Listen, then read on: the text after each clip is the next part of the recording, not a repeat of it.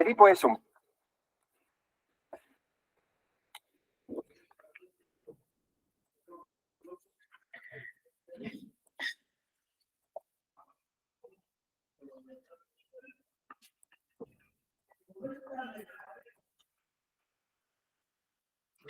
Muy bien, vamos a iniciar con la sesión del día de hoy. ¿Me logran escuchar? Confírmenme, por favor.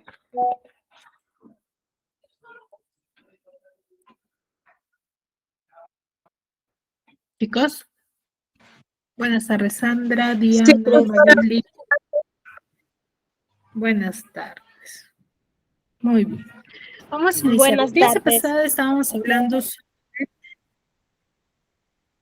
Buenas tardes. La clase pasada estábamos hablando sobre el teatro griego, ¿cierto? Hemos conocido el contexto histórico, sus diferentes representantes, cómo es que ha surgido, la diferencia entre obra dramática y texto dramático, ¿cierto? ¿Se recuerda? Sí, profesora.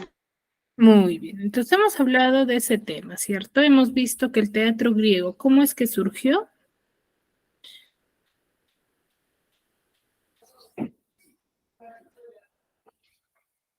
¿Cómo surgió el teatro griego?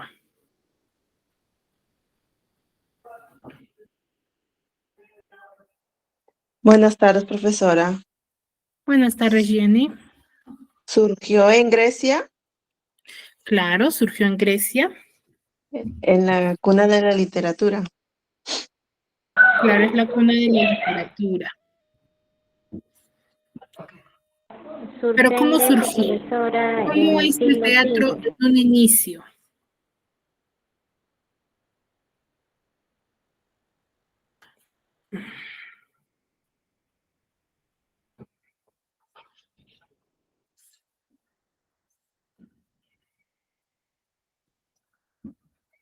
¿Cómo se dio a conocer, chicos? De eso hablamos bastante la clase pasada.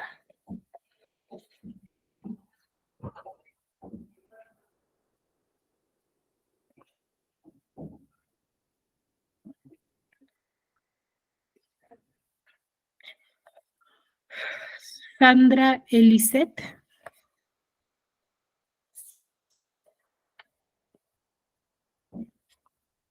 Diana.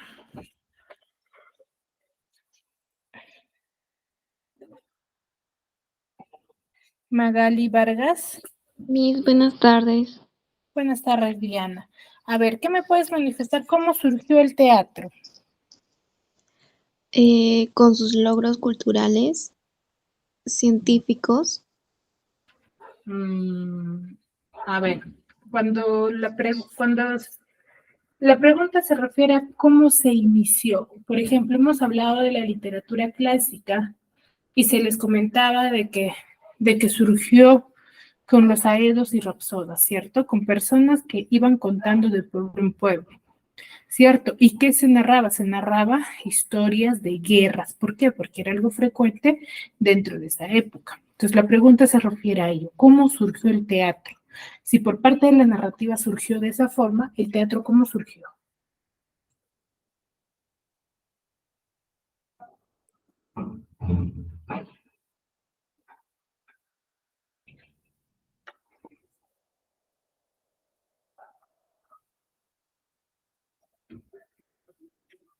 ¿Me entiendes, Diana?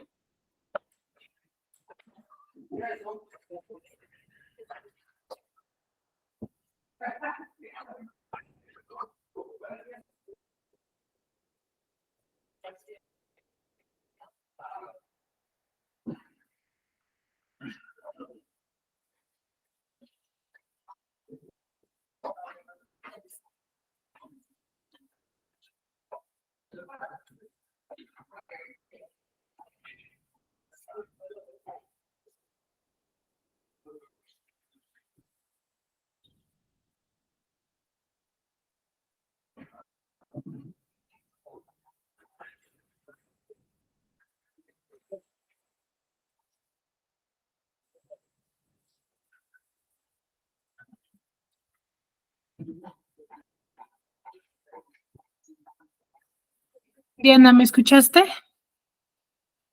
Parece que Diana tiene problemas. Cindy Ruth.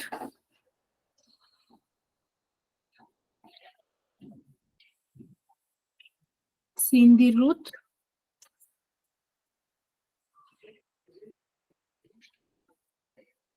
Magali Vargas.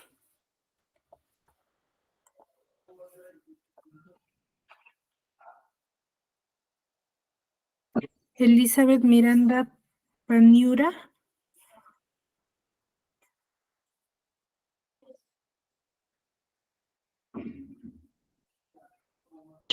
Profesora presente,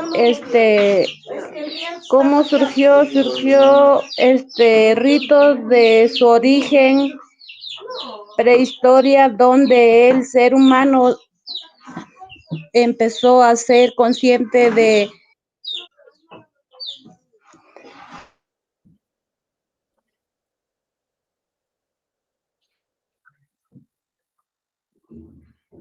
A ver, chicos, me parece que no han estado atentos a la clase o me están sacando la información de donde no corresponde, ¿sí? A ver, cuando se les está preguntando, es el ejemplo que les he dado hace un momento. Ya, recuerden que hablamos hasta el cansancio respecto al surgimiento del teatro griego, ¿cierto? Dijimos que surgía como un ente religioso en honor a un dios, ¿se recuerdan?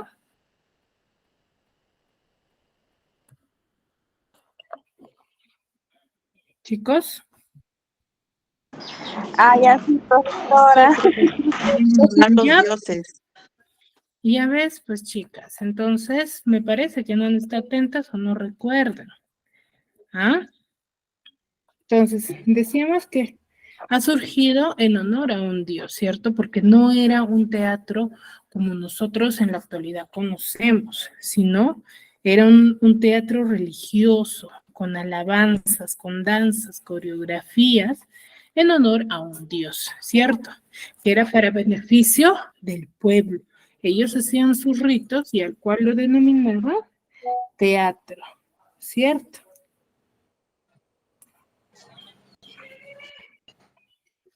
¿Se recuerdan?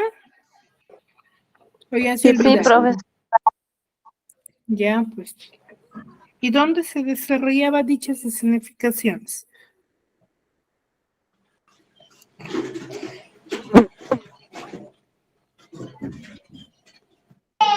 En el teatro.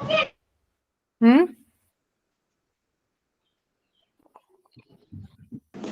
En el teatro.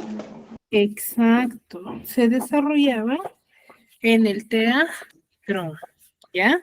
Se desarrollaban en el teatro, que era un lugar, ¿sí? Donde se desarrollaban todas las representaciones y actuaciones que ellos tenían, ¿no? Y esta escenificación, esta representación, ¿tenía contacto con los actores? ¿O había contacto entre ellos? No había contacto, profesora. No, profesor. No había contacto, ¿cierto? Hasta que Tespis es la persona quien incorpora el halo. ¿Sí? ¿Me dejo entender? Sí, Sí, profesora.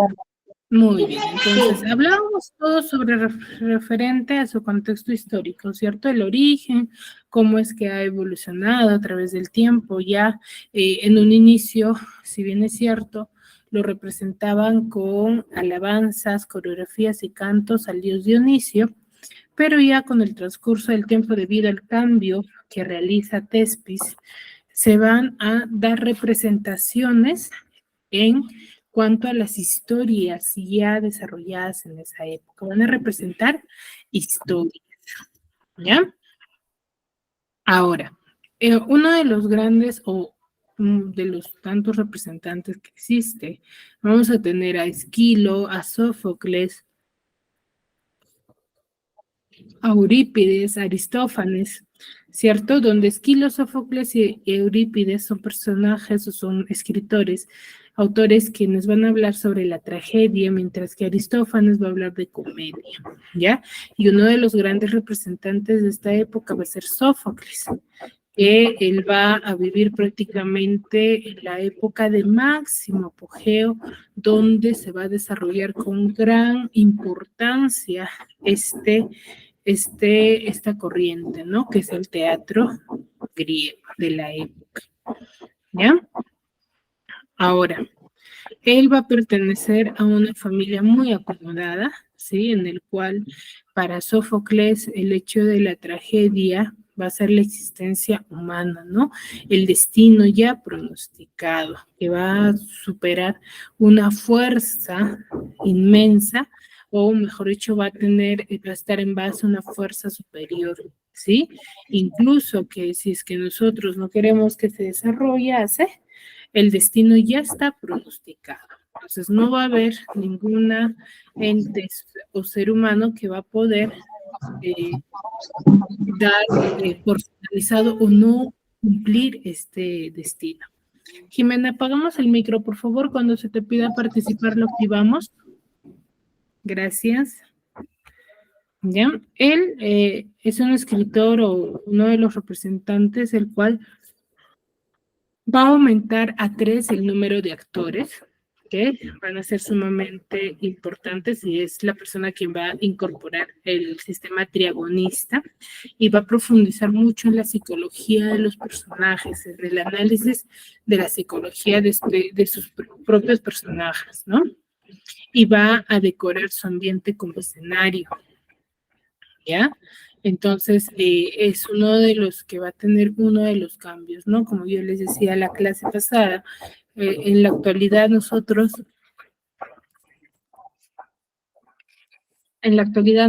ya vemos que una representación tiene diferentes características, va a estar lleno de su escenografía, va a estar adornada, va a estar escenificada de acuerdo al tema o a la historia a la cual esté desarrollando, ¿ya? Él tiene más de 120 dramas, ¿sí?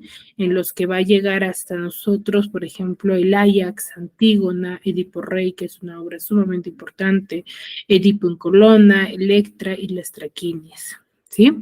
En la mayoría de sus escritos, él va a tener mayor importancia, va a incorporar mucho el interés en cuanto al diálogo y va a priorizar y agotar en todo lo posible la predestinación fatalista, ¿no? Este destino ya predicho, pero que va a estar llena de finales extrovertidos, se podría decir, y bastante sangrientos. Ya se va a preocupar mucho por la moral y la psicología de cada uno de sus personajes y va a hacer el distanciamiento entre el hombre y la voluntad divina, que es lo que en sí ya se había manifestado, ¿no? Esta separación que el hombre desea hacer se podría decir, desea plantear su destino, pero ya no lo logra, ¿sí? Ahora, una de sus grandes obras, ¿sí? Que él nos va a dar a conocer es Edipo Rey, el cual nos va a hablar sobre el destino del hombre, que ya ha sido pronosticado, predicho, ¿cierto? Que va a estar ya, mejor dicho, fijado por los dioses, quienes ya lo han manifestado, y que por más que los padres de Edipo quisieron deshacerse de él y hacer para que no se cumpliese este destino, no lo van a poder lograr, ¿ya? Ese es el tema principal, ¿no? El destino ya pronosticado, ya cumplido. Y dentro de los temas secundarios vamos a ver el parricidio, la muerte de su padre, el fatalismo en cuanto al final, cómo es que termina, la búsqueda de la verdad y la justicia, que al final él se da cuenta que él fue el culpable. Ahora, en sus personajes principales tenemos a Edipo, a Yocasta, a Creonte, a Tiresias y el mensajero. Edipo Rey es una obra sumamente importante en el cual nos va a relatar la historia de un joven, ¿sí? Al inicio de un joven que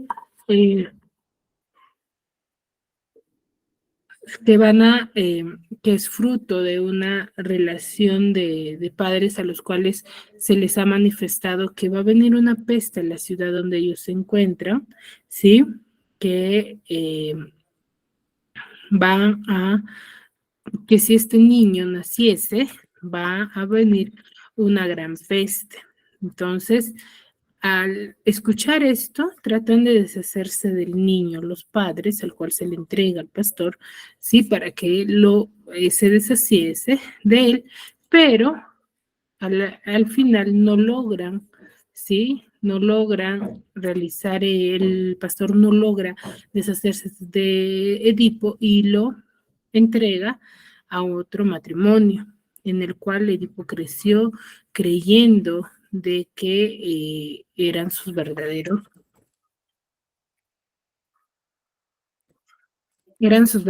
padres, ¿no? Entonces, al pasar de los años, él decide irse, ¿sí? Entonces se enfrenta en el camino con Layo, el rey Layo, en el cual tienen un pequeño enfrentamiento, al cual Edipo mata a Layo, sin saber que era su padre. Entonces el oráculo menciona de que tenían que encontrar al culpable porque se avecinaba una peste si es que no encontraban al culpable. Entonces Edipo, ¿sí?, va en busca de la verdad y se percata de que el que había matado al Layo había sido él y era su padre, ¿no?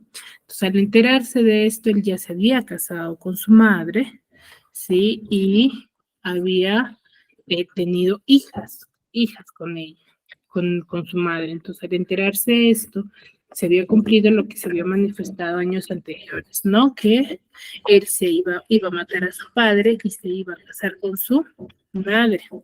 Entonces, al enterarse de esto, Edipo se destierra, su madre se saca los ojos y Edipo muere envenenada su madre y Edipo se saca los ojos por no querer ver la desgracia, ¿no? Entonces se destierra del lugar de Tebas y se va solamente en la compañía de una de sus hijas.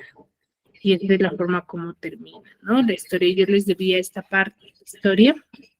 Les voy a compartir este pequeño video para que lo puedan comprender mucho mejor. Edipo es un personaje de la Grecia clásica. Fue rey de Tebas, una ciudad situada a unos siglos.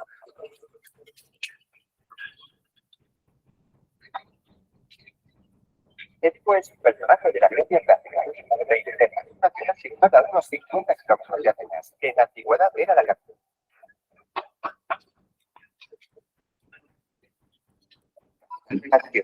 Su historia fue recogida por varios autores clásicos, aunque la versión más conocida fue la que escribió el poeta trágico Sófocles en su Edipo Rey, hacia el año 430 a.C. La leyenda comienza con su padre Layo, el rey de Tebas en aquella época. El monarca no conseguía tener un hijo con su esposa Yocasta, a pesar de intentarlo durante varios años. Desesperado, acudió al oráculo de Delfos, un templo sagrado de consulta a los dioses, buscando una solución. En vez de eso, se encontró con una profecía terrible que decía que su hijo algún día mataría a su padre y se casaría con su madre. Impresionado, Layo decidió guardar la profecía en secreto y desistir de tener hijos. Pero finalmente, una noche, bajo los efectos del alcohol, acabó por concebir a Edipo. Layo temía que la profecía se cumpliese y para evitarlo decidió deshacerse de él al nacer. Se lo entregó a un pastor para que lo abandonase en el monte Ciperón, pero antes le atravesó los pies con una fíbula, el broche de su túnica, para que nadie quisiera adoptarlo. Sin embargo, nuestro protagonista tuvo suerte y fue encontrado por otros pastores que se lo entregaron a Pólibo, el rey de Corinto, otra ciudad situada más al norte. Como no tenían hijos, él y su esposa Mérope decidieron adoptarlo y le pusieron de nombre Edipo, que significa pies hinchados. Creció sin saber que era adoptado y se convirtió en un muchacho conocido por su gran valentía, pero sus compañeros se burlaban de él, porque decían que alguien tan intrépido no podía ser hijo del ingenuo Pólibo. Para salir de dudas, decidió ir a consultar al oráculo de Delfos, y este le profetizó algo que no esperaba, que mataría a su padre y se casaría con su madre. Asustado e intentando evitar la profecía de todas las maneras, Edipo huyó de Corinto para alejarse de Pólibo y Mérope, quienes pensaba que eran sus padres, y se dirigió a Tebas. La mala fortuna quiso que se encontrase con Layo, su padre biológico, en un cruce de caminos. Su heraldo le ordenó que les cediese el paso, pero Edipo se negó y en represalia mataron a uno de sus caballos. Esto enfadó mucho a Edipo, que terminó asesinando al heraldo y al propio Layo, sin llegar a saber que se trataba del rey de Tebas y su propio padre. Continuó su camino y al llegar al monte Vicio se encontró con la esfinge. Este ser con rostro de mujer, cuerpo de león y alas de ave había sido enviado por los dioses para atormentar a la población de Tebas. Destruía las cosechas y a todo el que se encontraba le planteaba un acertijo, y si no lo acertaban, encontraban la muerte. Nadie era capaz de resolverlo, pero cuando se encontró, Edipo le preguntó: ¿cuál es la única criatura que al amanecer anda a 4 patas, al mediodía anda a 2 y al caer la tarde anda a 3?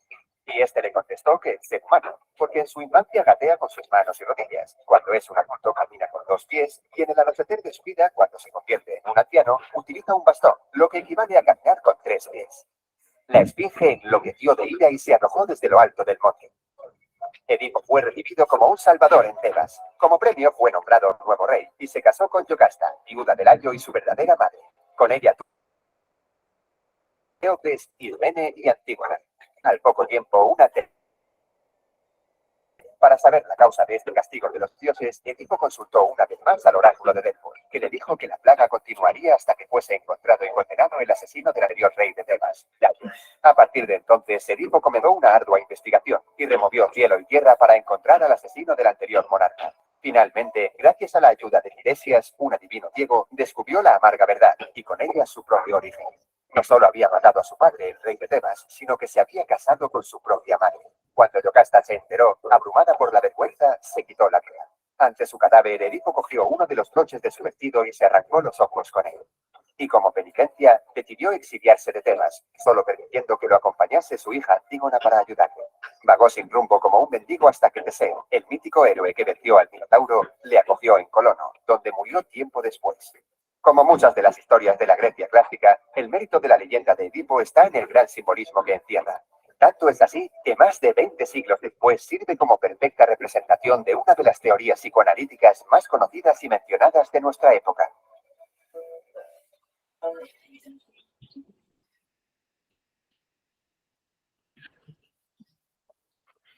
Muy bien, entonces eso enfoca la historia, ¿no? Y el fatalismo, ¿dónde creen que se vean, chicos?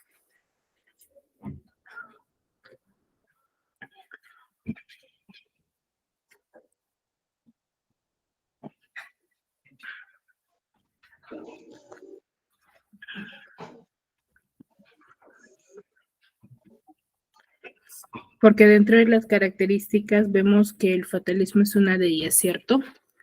¿Dónde vemos, dónde observamos ello? Dentro de la historia.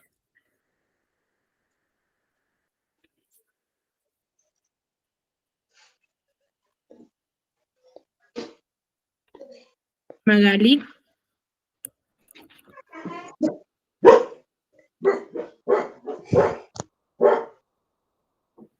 Magali, ¿te escucho?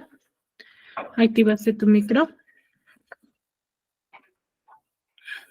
Sí, disculpe, profesor, estaba leyendo ahí. A ver, Magali, en base a la historia que acabamos de ver, ¿dónde encontramos el fatalismo?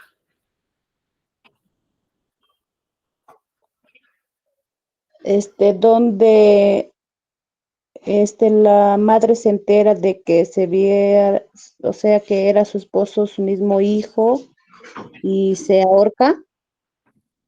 Ya, el final, ¿verdad? ¿Cómo es que termina esta historia? Ahí se observa el fatalismo, ¿no? Que en sí la historia termina en una desgracia, ¿no? En ambas partes.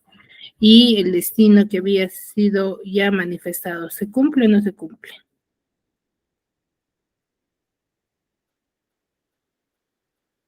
¿Mm? Disculpe, ¿qué dijo, profesora? El destino, ¿se cumple o no se cumple? Sí se cumple, profesora. Cierto, por más que los padres de Edipo no quisieron que se lograse, se llega a cumplir, ¿cierto? Sí, profesora. Muy bien, entonces se nota claramente que las características dadas y brindadas se llegan a desarrollar en historias, ¿no? Hay unas historias más que otras que se comprueban mucho mejor. ¿Ya? Muy bien, muy bien. Entonces, terminado el tema de la literatura griega respecto también el teatro griego. El día de hoy vamos a hablar de un nuevo movimiento literario, ¿sí? Que es la literatura medieval, ¿sí? Cuando nosotros hablamos de la literatura medieval, nos vamos a hacer referencias a escritos, o mejor dicho, a obras escritas durante la Edad Media, que va a comprender desde la caída del Imperio Romano de Occidente hasta inicios del Renacimiento, ¿no? Que en este transcurso de tiempo se va a desarrollar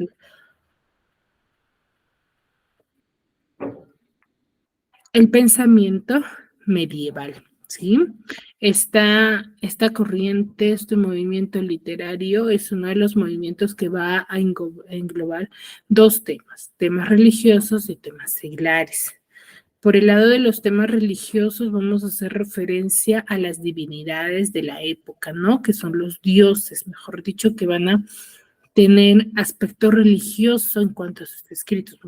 Va a haber escritores muy religiosos y trabajos seglares que hace referencia a los escritos de los no creyentes, ¿no? De las personas laicas, ¿ya? De aquellos que no creían en ningún dios o no eran partícipes de estas alabanzas o creencias. Entonces va a haber dos grupos de escritores, ¿no? Los religiosos, que se basan en historias con dioses, y los que no son creyentes, ¿ya? Ahora, este sentimiento religioso que nosotros vamos a ver en cada una de las historias va a estar muy apegado a la guerra, ¿no? Y se va a vivir como un hecho casi cotidiano. Sí, en el transcurso de esta época se va a ver esto de las guerras desde ya la literatura griega, se va a ver como algo cotidiano, algo común, algo del día a día, como en la actualidad, por ejemplo, nosotros vemos que la corrupción es algo cotidiano, ¿no? O que vemos año tras año. Es algo cotidiano, profesora, que vemos, o sea, año tras año. Exacto, para nosotros no es nada sorprendente, ¿cierto? No es de que, ay, qué raro que hay corrupción en el país, no, es algo que con nosotros, la mayoría de nosotros hemos crecido y que hasta en la actualidad se sigue viendo, ¿cierto? Entonces, es lo mismo, ¿no? Durante esta época, las guerras, las alabanzas a los dioses, ¿sí? Van a ser hechos casi cotidianos, ¿no? Sin modificación alguna. Ahora, recuerden que todo movimiento literario tiene sus épocas, tiene sus etapas, ¿ya? En la que va a haber una baja edad media, alta edad media y plena edad media. Cuando hablamos de la baja edad media es el inicio, ¿no? Cómo es que surge con algunas deficiencias que a través del tiempo van a ir mejorando, donde es la alta edad media, ¿no? En donde una de sus características es que durante esta época se van a escribir las obras en latín. Y plena edad media ya es una edad de apogeo, una edad en la cual se va a desarrollar con mayor énfasis los temas. Y va a surgir aquí en esta época la poesía como con el amor cortés, ¿no? Con el amor lleno o vista de una manera mucho más respetuosa y digna, ¿no? Dentro de sus características que vamos a tener en cuanto a nosotros diferenciar si una obra pertenece o no a la literatura medieval, debe respetar ciertas características, ¿no? El primero de todos es de carácter anónimo. ¿Por qué, chicos? Hasta el momento sigue siendo de carácter anónimo.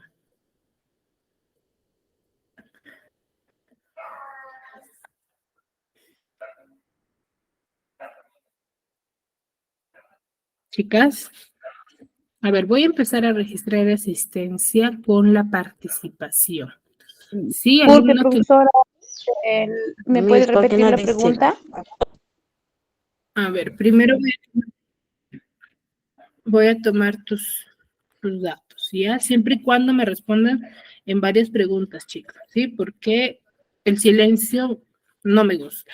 En primer lugar, se les dijo esto desde un inicio, ¿sí? Si tienen dificultades, me deberían de hacerlo saber cuando no me responden. Se les dijo bien claro de que no es que no quiero que me respondan con la respuesta exacta, correcta, sino qué es lo que ustedes entienden, pues, ¿no? Para yo poder absolverle las dudas también y no se vayan con dudas, ¿no? A ver. Jimena Vargas Payagua. Ya, Jimena nos dice por qué no dice el autor. Ya, podemos decirte que es anónima, ¿por qué? Porque no nos dice el autor. Quinto grado, ¿no?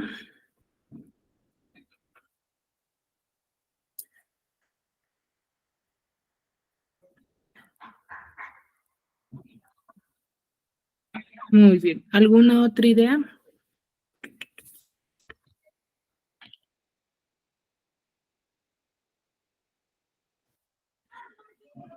Magali, ¿me decías? Anónima, profesora, porque no nos dice su autor. ¿Alguna otra idea distinta a la de Jimena? ¿Por qué hasta el momento dentro de la literatura medieval sigue siendo de carácter anónimo o es una de sus características fundamentales de las obras de esa época? Por su, profesora, por su,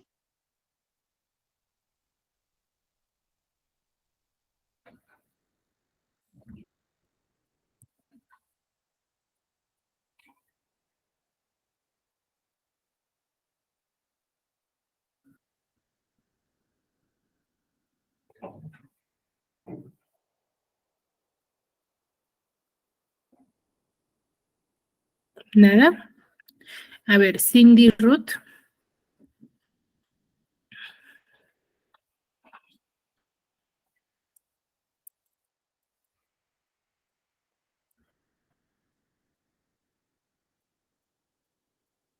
Bueno, tampoco. Luz Neira.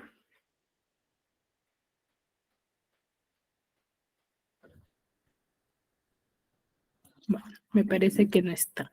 Muy bien, a ver, decimos que está en el momento el carácter, una de las características de la época va a seguir siendo de carácter anónimo porque aún van a estar llenos de aedos y rapsodas, ¿ya? Ahora, otro porque no había avance tecnológico hasta el momento todavía, ¿cierto? Entonces, no se podía publicar, ¿no? Por ejemplo, yo creo una historia. El instante, como tengo las facilidades, voy a poder publicar y colocar el nombre del autor, pero en esa época no. Ya seguía predominando los aedos y rapsodas. Por eso se dice que otra de sus características es oral. ¿Por qué es oral? Porque va a ser manifestada de manera hablada, no va a ser manifestada de manera quizás escrita así por un lado, pero más va a ser de manera hablada. ¿Ya? Entonces, como es manifestada de manera hablada, va a ir así de pueblo en pueblo, de voz en voz, entonces no se conocía a la perfección de alguna de las obras sus autores. ¿Ya? Su literatura va a ser de carácter culto, bastante respetuoso, se podría decir. Su obra está escrita en verso, es bastante didáctica y se basa mucho en la moral del ser humano y va a tener ciertas imitaciones con la literatura griega. Ya va a tener cierta revaloración por ello. Y como les decía hace un momento, sus escritos dentro de esta época va a estar basada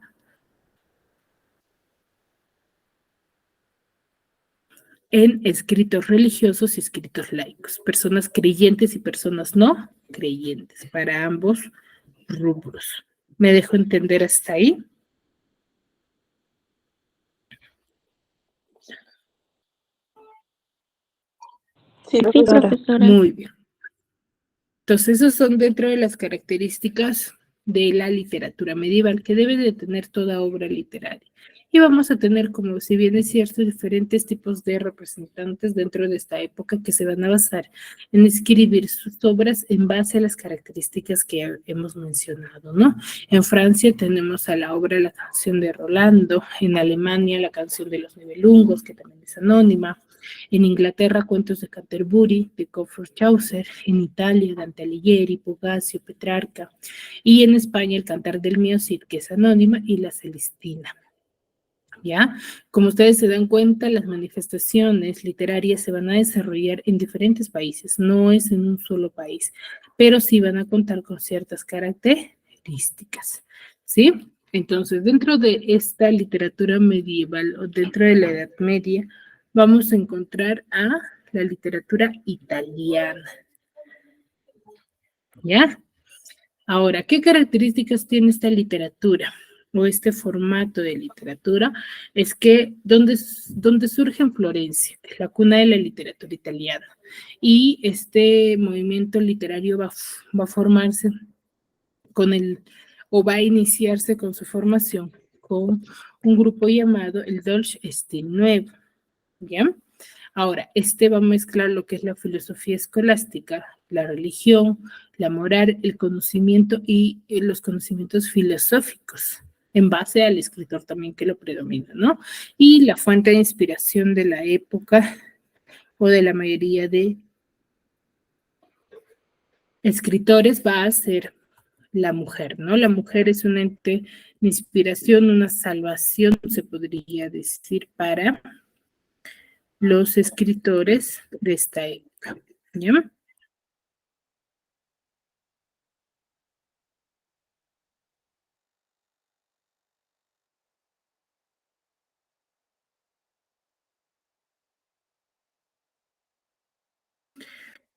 Sí, muy bien.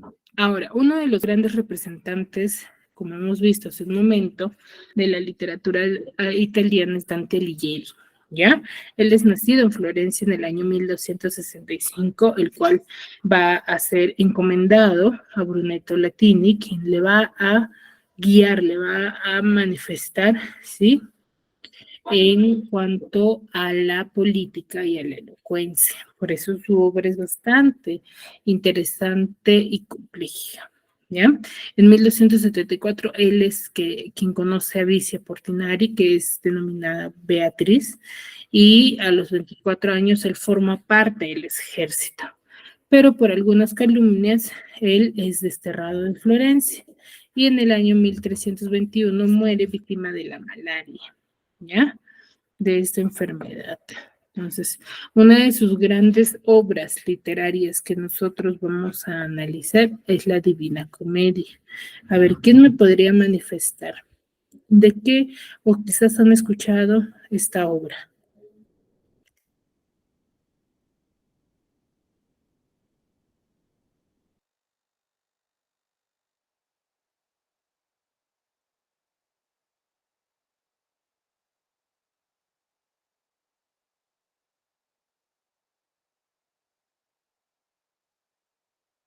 ¿Nadie? ¿Nadie ha escuchado de esta historia? No, ¿Nunca? profesor, no. A ver, La Divina Comedia es una obra sumamente compleja, en el cual tiene ciertos personajes, dentro de ellos los personajes principales va a ser Dante, Virgilio y Beatriz, ¿sí? El cual Dante es el creador.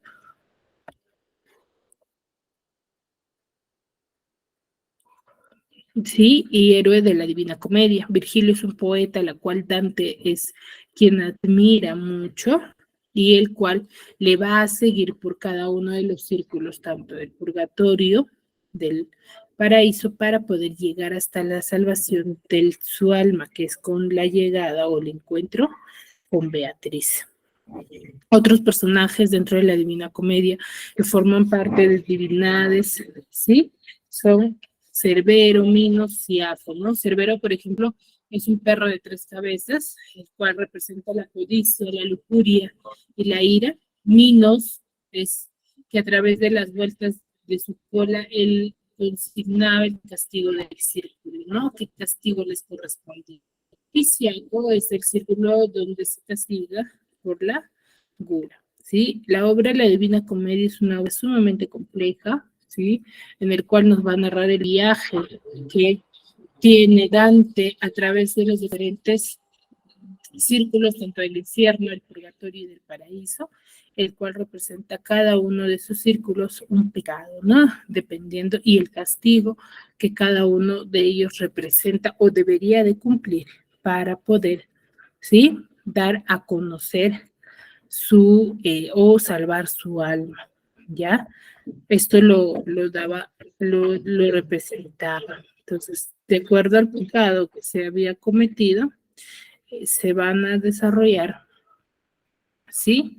Los diferentes temas, ¿no? De cómo eran castigados ellos. Entonces, la Divina Comedia es una obra que va a estar dividida en 3 partes, como les había mencionado, el infierno, el purgatorio y el paraíso, en el cual en el infierno tenemos 9 círculos, en el purgatorio tenemos 7 círculos y en el paraíso tenemos 10, ¿sí? Entonces Dante va a ser quien va a atravesar por todos estos niveles o estos círculos, los cuales le van a dar una lección, ¿no? Por ejemplo, él inicia con un sueño, ¿no? Que se encuentra en una selva oscura, a la cual para iniciar a este recorrido, ¿sí? Él es acompañado por su poeta, ¿sí? Por un poeta. ¿Quién es este poeta? El poeta es Virgilio, ¿ya? En el primer círculo nosotros vamos a encontrar a los no bautizados, ¿sí?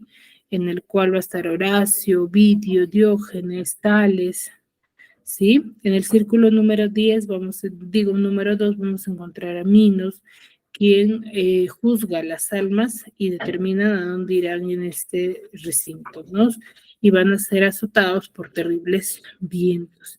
Sí, así de esa forma pagan la culpa los lujuriosos. ¿Ya? Y así cada círculo va a tener una representación o un pecado de cómo salvarse, ¿no?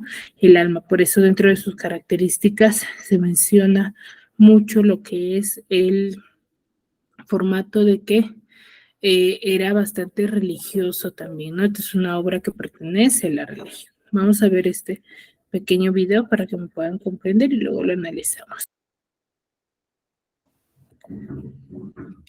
15 años se dedicó Dante Alighieri a escribir una obra a la cual denominaría comedia. En su tiempo le llamaban así a las obras con final feliz.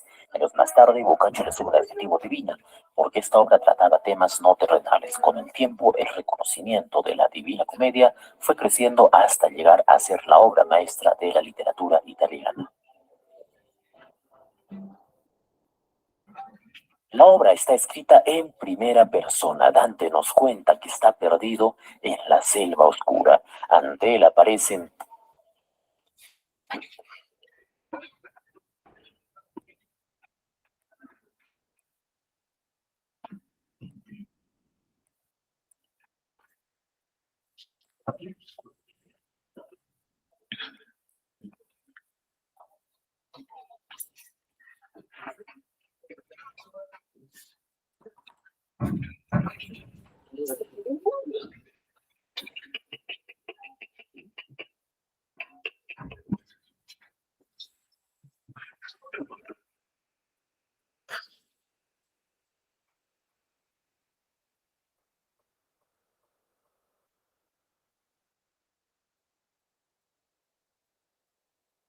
A ver, todavía no dificultad.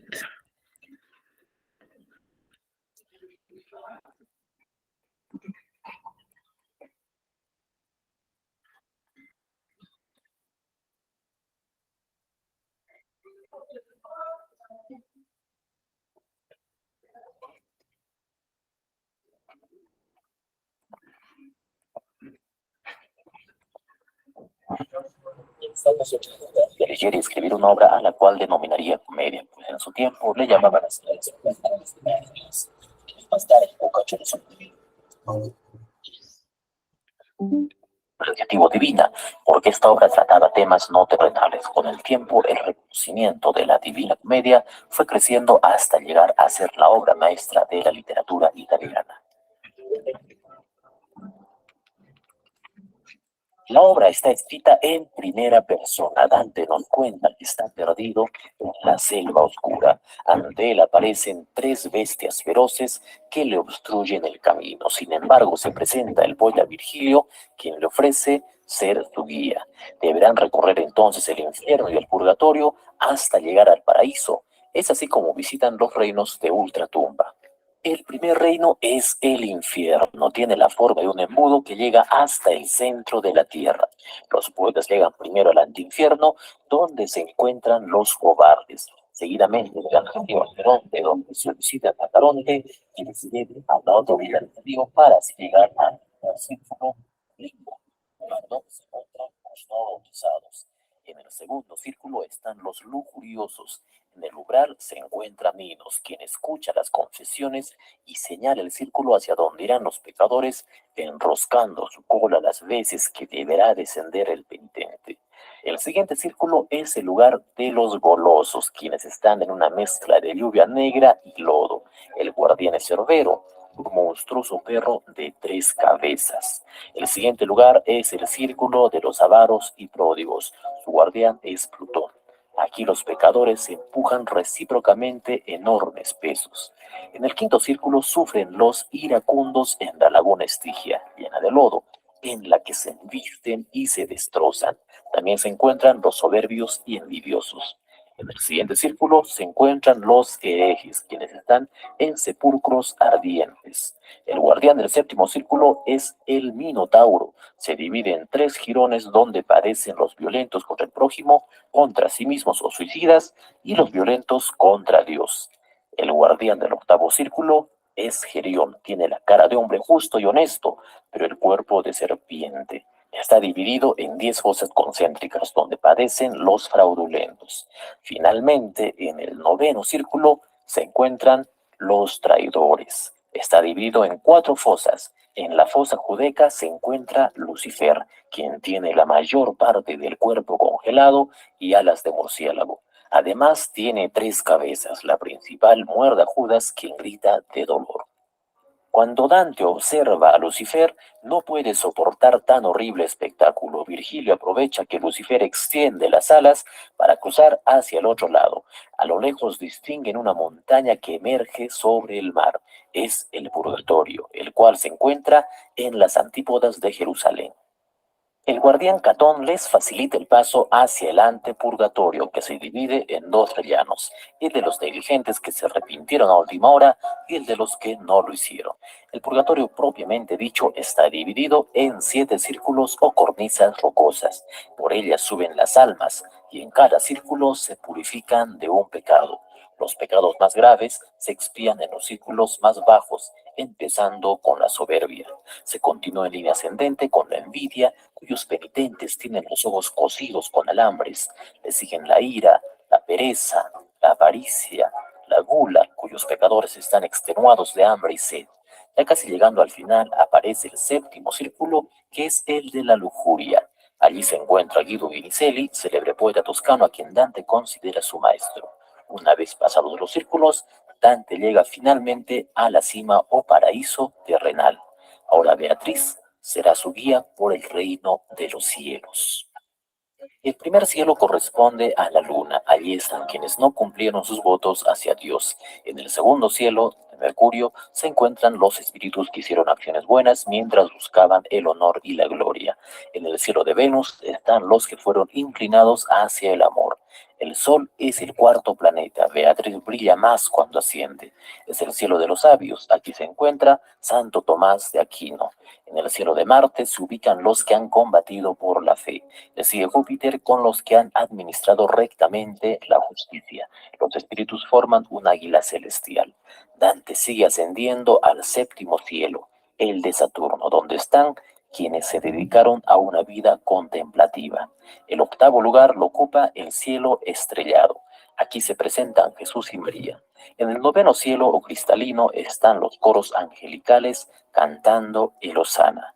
Finalmente Dante se halla en el Empirio, lugar donde están los espíritus bienaventurados sentados en gradas semejantes a los pétalos de una delicada rosa. Estos rodean la gloria de Dios, cuya deslumbrante belleza le fue permitida contemplar a Dante gracias a la ayuda de San Bernardo, ya que Beatriz vuelve a ocupar su lugar en torno a Dios. Dante logra finalmente ver los tres círculos de la Santa Trinidad. La Divina Comedia pertenece al género épico y su especie es la epopeya. Está escrita en italiano toscano y se divide en un prólogo y tres partes: el infierno, el purgatorio y el paraíso, que están divididos en 33 cantos cada uno. Presenta estrofas en tercetos que son endecasílabos con rima encadenada. Dante utiliza en esta obra la numerología simbólica y cabalística. Es alegórica ya que los personajes representan una idea. En esta obra la Tierra es el centro del universo. Como en la literatura medieval, este texto presenta un mundo cristiano, pero también hace crítica a los representantes de la Iglesia. Dante Alighieri nace en Florencia en 1265. A los 9 años se enamoró de una niña llamada Beatriz, quien sería la inspiración de sus rimas y la Divina Comedia. A los 21 años, Beatriz se casa con Simone de Bardi, pero fallece 4 años después. Es entonces cuando nace el germen de la Divina Comedia, pues Dante personifica a Beatriz como una pureza. Cultivó también el Dolce Stil Novo, que era un movimiento poético. Además, perteneció a los güelfos, quienes luchaban contra los gibelinos. Por situaciones políticas, es desterrado de Florencia y fallece en Rávena en 1321. Estas son sus obras. Gracias por ver este video. Puedes suscribirte.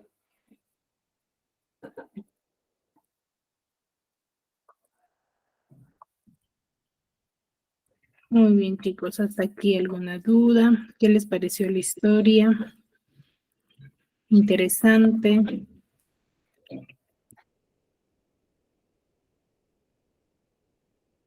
Sí, muy interesante, profesora.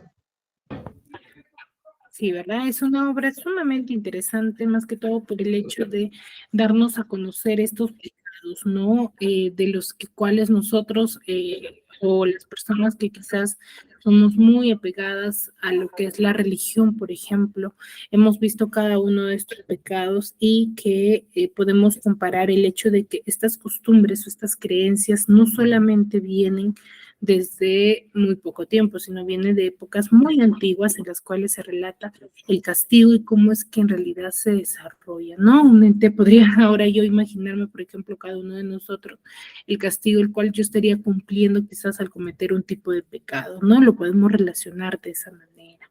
Chicos, muy bien, hasta aquí, ¿alguna duda, alguna consulta respecto a lo que hemos hablado el día de hoy? ¿O todo claro? Sí, profesora, ahí, claro. Magali, ¿cuál es tu segundo apellido, por favor? Vargas Torres, profesora. Vargas Torres. Muy bien. Muy bien, Magali. Entonces nos vemos la siguiente clase, ya que no hay dudas.